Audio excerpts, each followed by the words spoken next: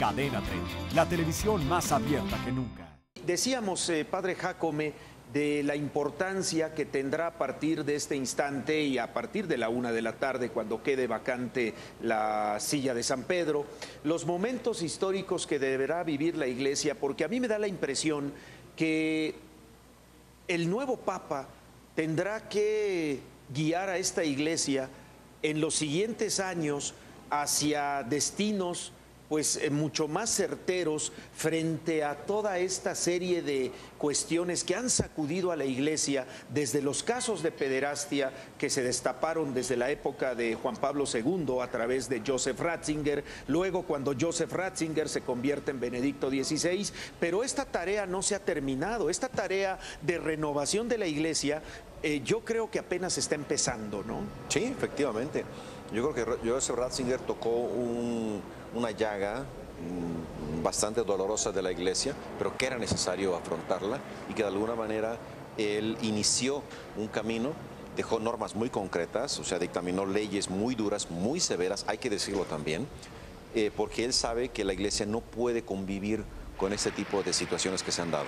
Y por tanto, el nuevo Papa que va a llegar trae retos inmensos, a diestra y a dextra, ¿no? Además, creo que hizo un control de daños muy doloroso, porque fue doloroso finalmente, sí. Pero el control de daños estaba, si no se hacía eso, me parece que estaba poniendo en peligro la credibilidad de la Iglesia, así de simple. Y finalmente el crecimiento de la misma. Sí, claro. O sea, a mí me parece que fueron medidas muy dolorosas, pero medidas sin duda muy necesarias, que además de todo no están, como bien ustedes lo estaban comentando, todavía no se terminan. Sí, hay que poner orden en muchas cosas y necesitamos también la figura de una persona con mucha fuerza en todos los sentidos para poder operar, ¿no?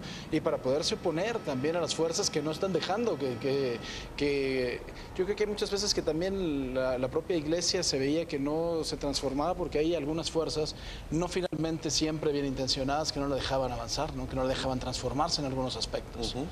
Estamos haciendo una recapitulación visual de lo que ha ocurrido en la última hora, desde las 10 de la mañana en que empezó todo el proceso de despedida de Benedicto XVI allá en Ciudad del Vaticano, en su viaje en helicóptero hacia Castel Gandolfo, en donde pasará los próximos 2 meses de su vida para luego regresar justamente al Vaticano, al claustro en donde pasará el resto de sus vidas.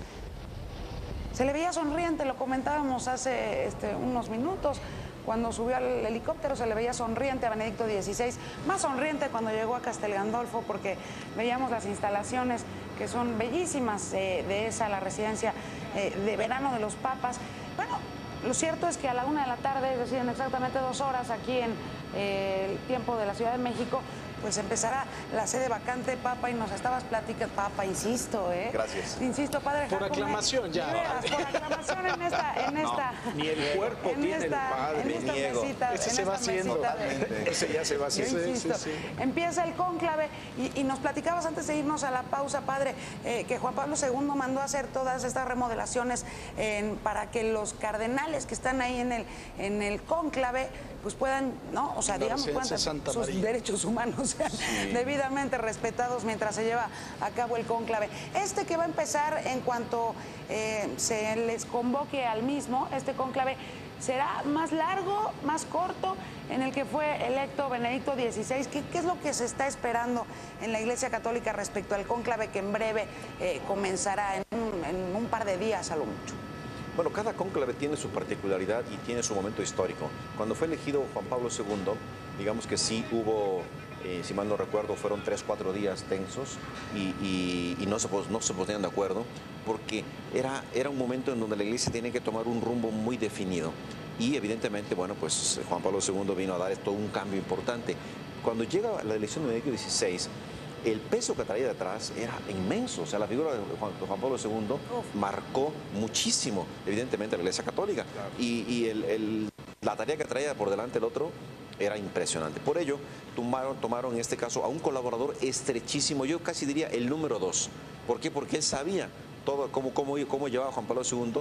Y bueno, se ha hablado de un papa de transición, que yo creo que no lo fue tal, porque sí tomó decisiones muy valientes, muy serias, y impulsó a la Iglesia a horizontes impresionantes. Hablábamos de los sínodos, y él convocó, por ejemplo, si mal no recuerdo, fueron 5 sínodos de los obispos, reuniones importantes de los obispos, donde se habló obviamente de la Eucaristía, se habló de la palabra de Dios, de la Biblia. Se habló al final, que es el último sínodo, bueno, el sínodo para África, sino para Oceanía. Y el último, que es el que comentaba hace un momento, que es el sínodo de la nueva evangelización, donde Benedicto XVI llamó a todos los obispos para hacer literalmente lo que yo llamaría un examen de conciencia. Claro. ¿Cómo está la iglesia? Es decir, claro, se tomó el pulso de la iglesia, qué estamos haciendo, dónde tenemos que ir, qué tenemos que transformar, dónde tenemos que afinar y qué es lo importante, qué es lo esencial de la iglesia, ¿no? Él lo dijo muchas veces, la iglesia existe para evangelizar, existe para misionar, existe para llevar el mensaje de la fe. Y eso es lo que estamos perdiendo. Y esa es vamos a decir, la última tarea que dejó Benedicto XVI al Papa que le sigue. Suscríbete a nuestro canal de YouTube para que siempre estés informado de las últimas noticias de México y el mundo. Empieza ahora mismo, dándole clic a estos videos. Suscríbete a nuestro canal de YouTube para que siempre estés informado de las últimas noticias de México y el mundo. Empieza ahora mismo, dándole clic a estos videos.